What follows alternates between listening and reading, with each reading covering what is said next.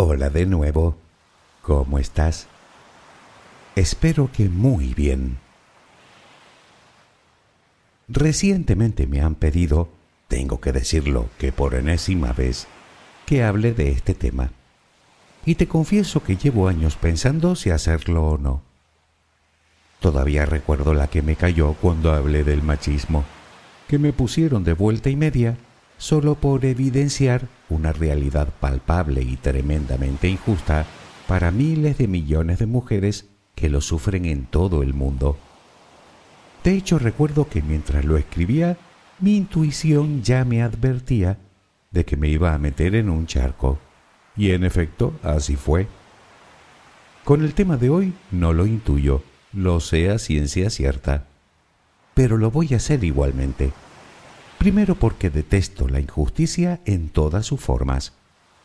Segundo, porque no son bichos raros.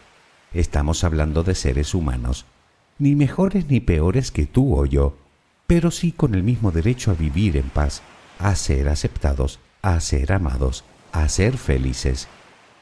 Y tercero, porque ya está bien de juzgar a los demás por cosas tan peregrinas como su inclinación sexual. Sí, peregrinas. La homosexualidad o la bisexualidad no definen a nadie. Mucho más nos define la intolerancia, la maldad, la ignorancia o la estupidez.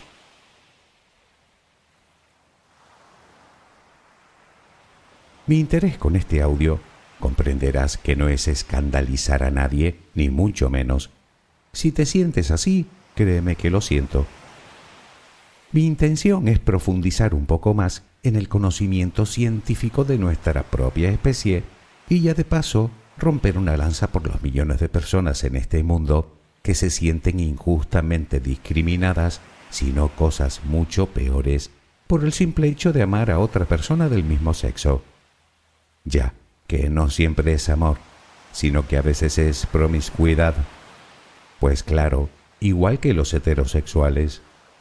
Eso de que son más promiscuos es un mito, un prejuicio que no se corresponde con una realidad objetiva. Según los estudios realizados al respecto, que se han hecho y con resultados sorprendentes, resulta que no lo son más que los heterosexuales.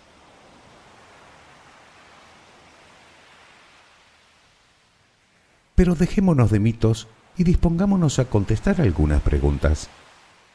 ¿Por qué no todos somos heterosexuales? ¿Es genético? ¿Es una elección?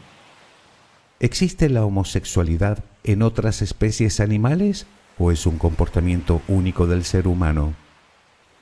¿Desde cuándo existe la homosexualidad en la humanidad? Y una pregunta aún más interesante. Si la evolución está basada en el comportamiento que favorece el éxito reproductivo y por ende la supervivencia de la especie, ¿cómo se explica la conducta homosexual? Permíteme acompañarte mientras concilias el sueño y hablaremos de todo ello. Relajemos primero cuerpo y mente.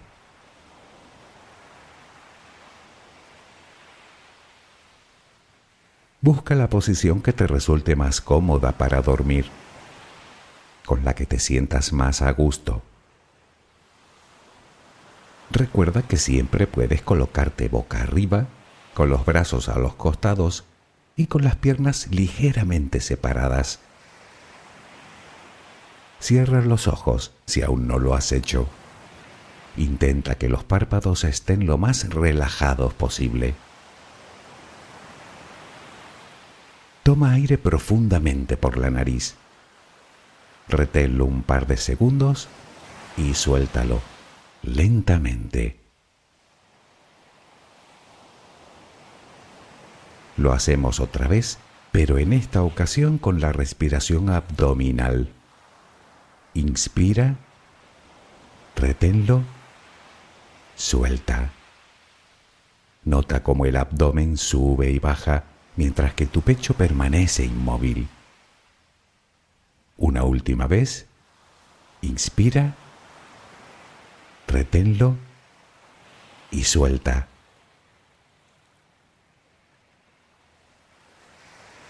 Ahora intenta visualizar el aire que inhalas como si fuera luz. Con cada inspiración entra un poco de luz en tu interior y con cada exhalación sale todo lo que intoxica tu vida, todo lo que contamina tu mente y tu espíritu. Inhalas luz, exhalas malos pensamientos, preocupaciones, estrés, ansiedad. Cada vez tu cuerpo se va inundando más y más de esa luz, blanca, serena, purificadora. Poco a poco cada rincón de tu interior se va iluminando hasta que te conviertes en luz. Todo tu cuerpo es luz. Continúa respirando normalmente, sin forzarlo, a tu propio ritmo. Inhalas luz, exhalas luz.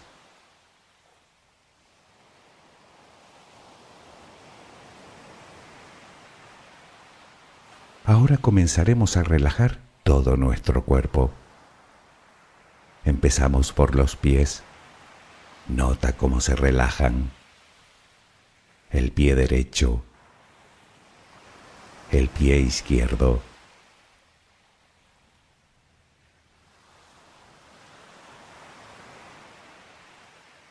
Centra tu atención ahora en las piernas. Siente su peso.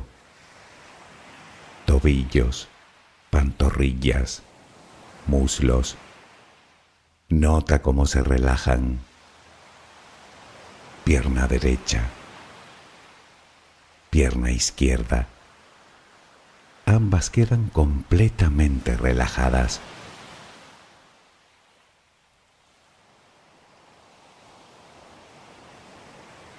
Toma conciencia de tu cadera. Sientes cómo se relaja, cómo se relajan tus glúteos.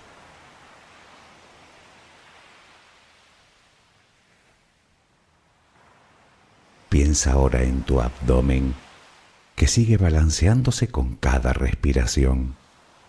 Nota cómo se relaja también.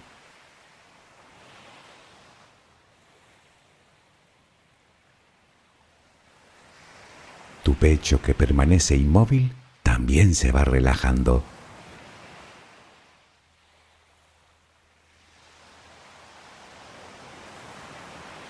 Siente ahora tu espalda.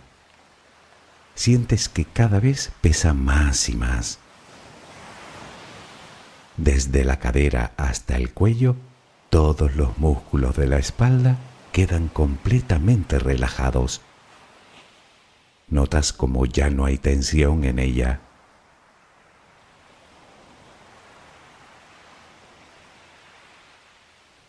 Notas los hombros, que lentamente se van relajando también. Nota cómo caen.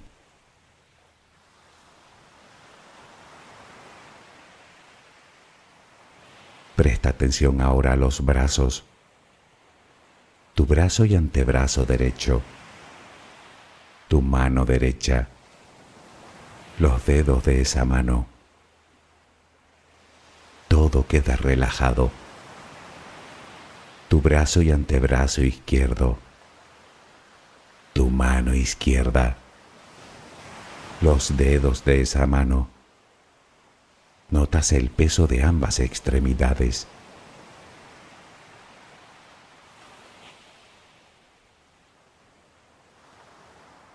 Dirigimos ahora nuestra atención al cuello. Visualízalo. Notas cómo los músculos se van relajando también.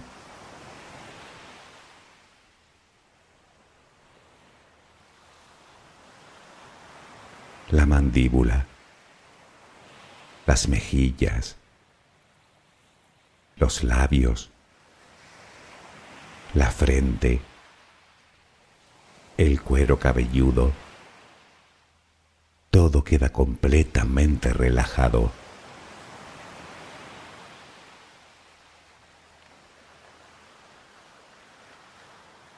Sigue respirando, lenta y serenamente. Con cada respiración sientes como tu cuerpo se va relajando más y más.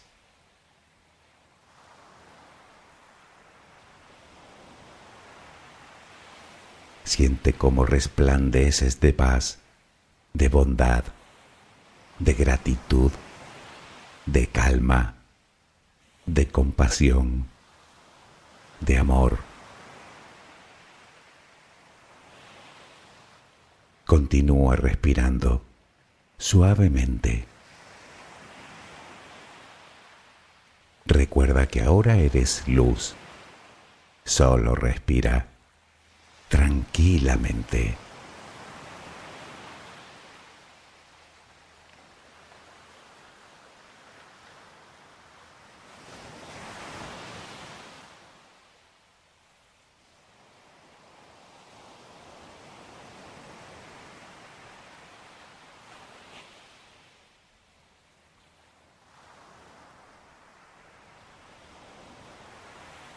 Permíteme empezar con un acertijo.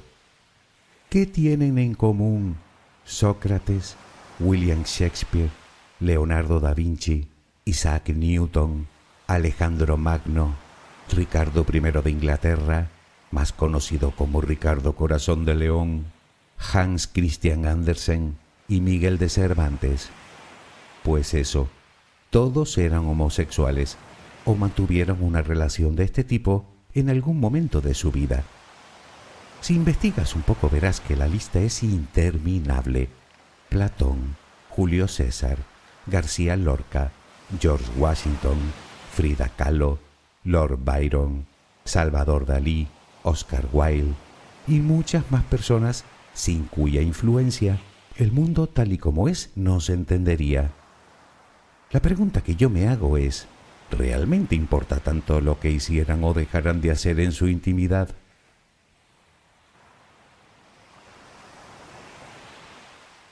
Lo cierto es que hay muchas cosas que decir sobre este tema, y muy interesantes, por cierto. Pero empecemos por lo obvio. No tiene cura. Y la razón es bien simple, porque no es una enfermedad, ni nada que se le parezca, ni física ni psicológica. De hecho, en Estados Unidos, la homosexualidad fue desclasificada como enfermedad en 1973 y la Organización Mundial de la Salud hizo lo propio en 1990. Obviamente tampoco es una maldición o un castigo divino. ¿Es un castigo divino ser rubio, o ser alto, o ser zurdo, o que te gusten las manzanas en vez de las peras? Pues igual. Creo que el único castigo que sufren muchas de estas personas, si es que se le puede llamar así, es haber nacido en una sociedad tan intolerante y tan llena de prejuicios. No digo que tú seas así, digo que en pleno siglo XXI aún existen muchos lugares en este mundo donde la homosexualidad es una vergüenza o un estigma social, cuando no directamente ilegal.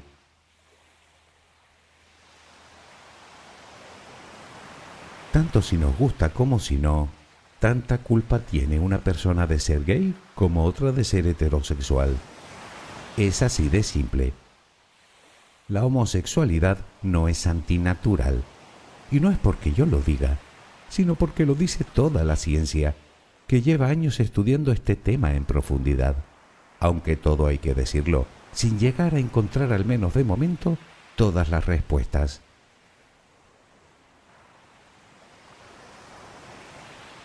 Hablar de homosexualidad no es hablar de un pequeño sector de la población, como creen algunos, sino que hablamos de millones y millones de personas en todo el mundo. Como era de esperar, las encuestas arrojan resultados dispares en función del país en la que se hagan. Por ejemplo, en India lo reconoce un 17% de la población, en Australia un 16%, pero en Rusia solo un 4%. Obviamente no hay menos homosexuales en Rusia que en India, simplemente hay menos personas que abiertamente afirman serlo. Es extraordinariamente complicado tener un dato estadístico exacto de la orientación sexual de la población del mundo, principalmente por los prejuicios instalados en gran parte de nuestra sociedad. De hecho, aún teniendo en cuenta los lugares donde las estadísticas muestran mayor número de homosexuales, muchas personas se siguen negando a admitir su inclinación, por lo que podríamos estar hablando de cerca de un 20% de la población mundial. Si el mundo tiene 8.000 millones de personas, calcula.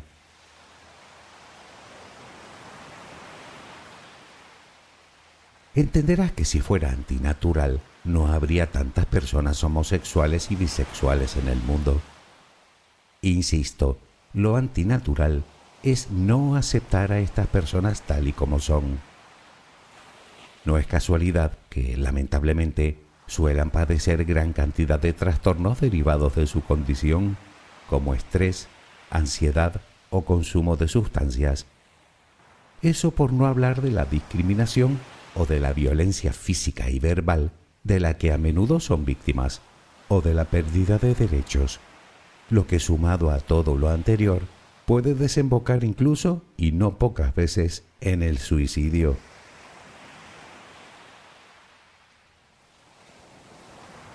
En realidad, discriminar a estas personas es tan absurdo como discriminar a las personas rubias, o a las morenas, o a las altas, o a las bajitas, o a las vegetarianas, o a las que practican el tenis.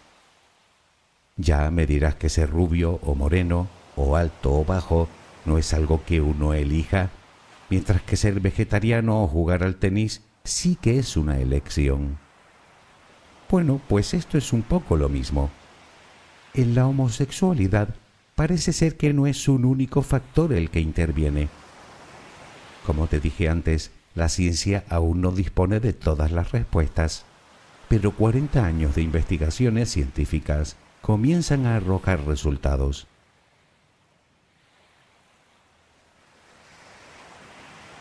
Durante mucho tiempo se pensaba que existía un gen encargado de la homosexualidad, y resulta que no es así. Ese hipotético gen no existe. Así lo revela el mayor estudio llevado a cabo en este campo, realizado hace unos años con casi 500.000 de personas.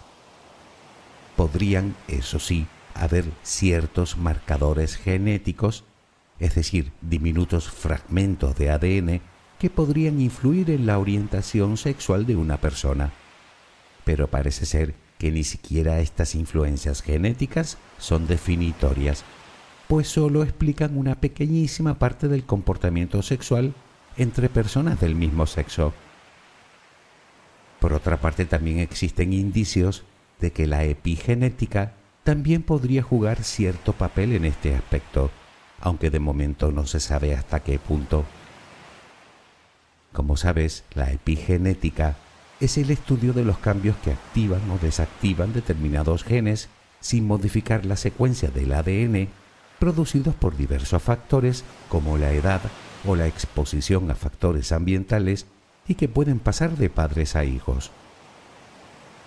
Resumiendo, no es posible predecir o identificar genéticamente la conducta sexual de un individuo.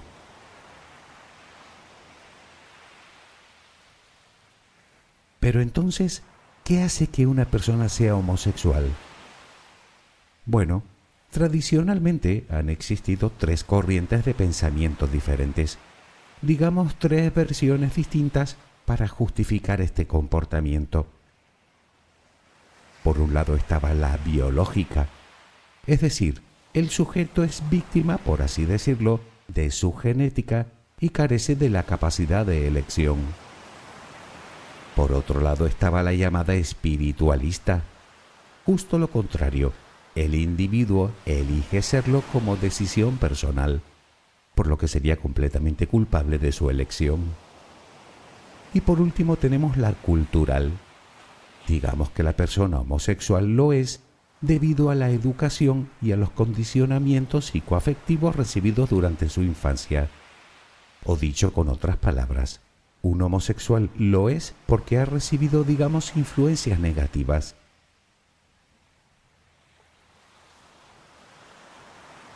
Entenderás que estas tres visiones por sí mismas son excluyentes. O lo es por una causa o lo es por otra. Pero entonces, si no es por ninguna de ellas, ¿cuál es el motivo? Simple, las tres. Atendiendo a los resultados de las investigaciones, parece que existe una mezcla de las tres versiones. Aún no se ha determinado en qué grado influye cada una de ellas, pero la mayoría de científicos coinciden en que todas ejercen su influencia. Cabe suponer que depende del individuo en cuestión.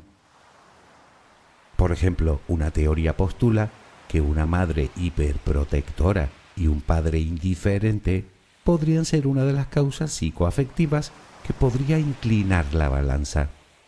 Aunque, insisto, parece ser que no hay nada completamente definitorio.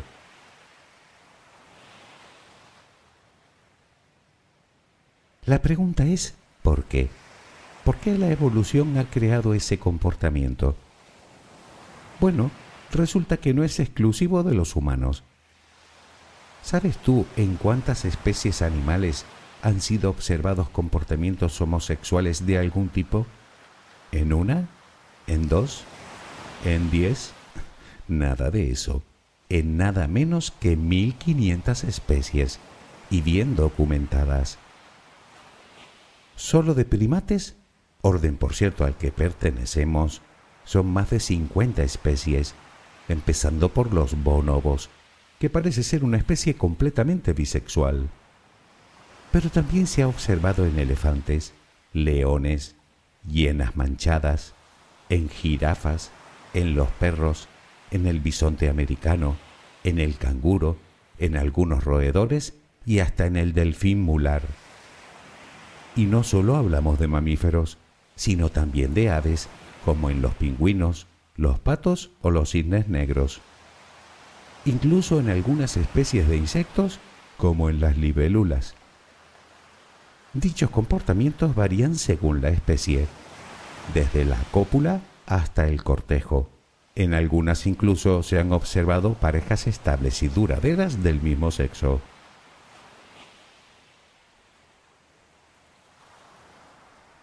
Si te preguntas el motivo por el cual tantas especies de animales tienen este tipo de comportamientos, te diré que hasta hace relativamente poco también existían varias teorías. Por un lado, había quien afirmaba que se trataba de una simple confusión de identidad. Otros decían que dichos comportamientos eran provocados por la frustración de no poder aparearse con el sexo contrario, mientras que otros se apoyaban en lo observado en los animales en cautividad, es decir, que defendían la reducida disponibilidad que viven los animales enjaulados.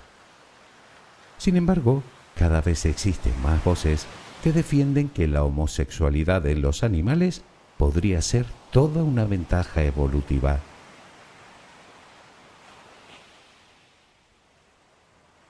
Parece ser que el comportamiento homosexual es más habitual cuanto más gregaria es la especie en cuestión, lo cual sugiere que dichas conductas cumplen algún tipo de función social. En este sentido, los investigadores apuntan al establecimiento y el mantenimiento de lazos sociales, lo cual mitiga la agresión entre los ejemplares adultos e incluso el adulticio, es decir, la muerte de los miembros rivales del mismo sexo.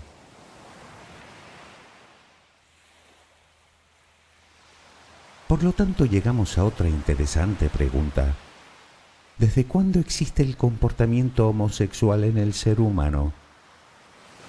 Obviamente nadie lo sabe con exactitud, simplemente porque de la mayor parte de nuestra historia solo quedan algunos restos fósiles que no aportan nada en este sentido. Por lo tanto, solo podemos retroceder hasta el momento en el que empezamos a dejar constancia de nuestras costumbres, el Paleolítico. Pues resulta que las pruebas indican que en el Paleolítico la homosexualidad ya era habitual, tanto en hombres como en mujeres. responderían a los mismos motivos que el resto de animales. Naturalmente eso es imposible de saber, dado que la sexualidad humana es muchísimo más compleja que la del resto de especies animales. En cualquier caso, los investigadores tienden a creer que no es producto de la evolución natural, pero sí una variación de la conducta que favorecería las alianzas entre individuos del mismo sexo, lo cual contribuyó directa o indirectamente a la supervivencia de la especie.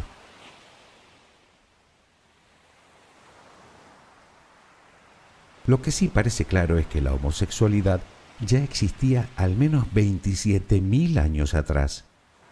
Y lo sabemos por ciertos grabados en piedra hallados en Francia y en España, en las que aparecen representadas determinadas imágenes que no vamos a detallar ahora, pero que no dejan lugar a dudas. Es más, numerosas evidencias apoyan la teoría de que en aquella época las prácticas homosexuales estaban mucho más aceptadas de lo que cabría imaginar.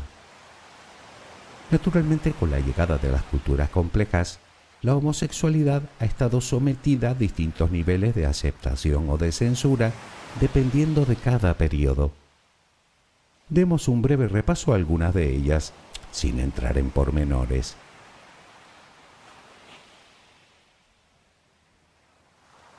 Por ejemplo, se sabe que en el antiguo Egipto la práctica homosexual era tolerada, pero parece ser que no muy bien vista. Se han descubierto tumbas con grabados de la vida cotidiana que así lo atestiguan. Por contra, en Grecia era muy habitual y perfectamente aceptado. Se cuentan incluso historias de este tipo de comportamientos, tanto en dioses como en grandes guerreros. Podríamos decir que era normal, incluso en la sociedad que podríamos considerar la más marcial de todas, la espartana. En Roma también era común la homosexualidad entre los hombres, aunque eso sí, con determinadas normas. Generalmente se daba entre los hombres adinerados y jóvenes de clase social baja o esclavos.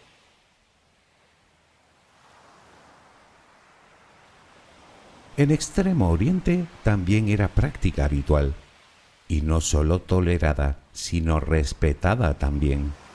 Hablo tanto de China como de Japón como de India, donde directamente formaba parte del culto pagano, tanto que está presente en algunos textos religiosos. En la América precolombina también existen evidencias de que la homosexualidad era igualmente respetada.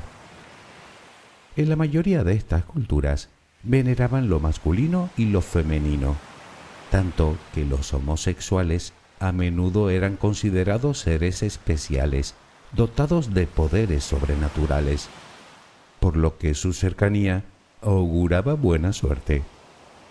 Por ejemplo, se sabe que los nativos de Ecuador distinguían divinidades masculinas y femeninas, de tal modo que para ser chamán de una tribu era necesario ser homosexual.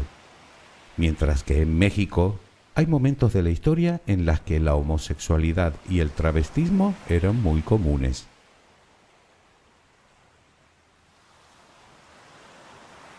En África en general la homosexualidad era bien aceptada, pero entre los jóvenes.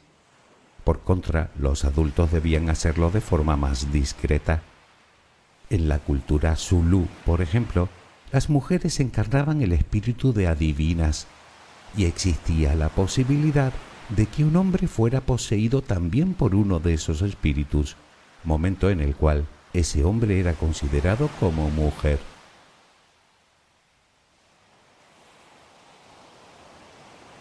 En vista de todas estas evidencias, la antropología ha llegado a la conclusión de que la homosexualidad ha sido una constante universal en todas las culturas a lo largo de la historia, en general, con más aceptación que censura. La pregunta que cabe hacerse es ¿cómo hemos llegado a este nivel de intolerancia? Bueno, existen varias razones. Entre otras, tenemos por un lado la hipermasculinidad y la misoginia, y por otro, el excesivo moralismo producto de las principales religiones monoteístas, que comenzaron a condenarlo y a perseguirlo sin tregua. En Roma, sin ir más lejos, la homosexualidad se prohibió justo cuando la religión cristiana se convirtió en la religión oficial del imperio. Y en América precolombina se asesinaron en nombre de esta creencia a un sinfín de nativos por esta misma razón. Obviamente la homosexualidad no desapareció, puesto que seguía existiendo incluso entre los mismos perseguidores. Simplemente pasó a ser una práctica clandestina. De hecho, no existe constancia de ningún juicio en el que se haya condenado a alguien rico e influyente por este hecho, pero sí a personas de escalafones sociales humildes, lo cual nos da mucho en qué pensar.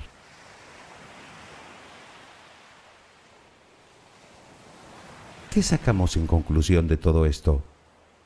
Bueno, para empezar, que la homosexualidad no responde a una anomalía antinatural, sino que más bien es todo lo contrario, una ventaja adaptativa, y no solo en nuestra especie, sino en muchísimas más especies animales. Claro que puedes decirme que es tu Dios quien lo prohíbe. Ya, y supongo que por eso hace tantos, ¿no? Nos dicen que todo ocurre según su voluntad. Además, si tan terrible es, resulta cuando menos curioso que el mismo Jesús no hiciera ni una sola condena explícita a la homosexualidad. Muy al contrario, nos enseñaba amor al prójimo, bondad, tolerancia y misericordia. Lo que me lleva a pensar que quizá es que no hemos entendido nada de su mensaje.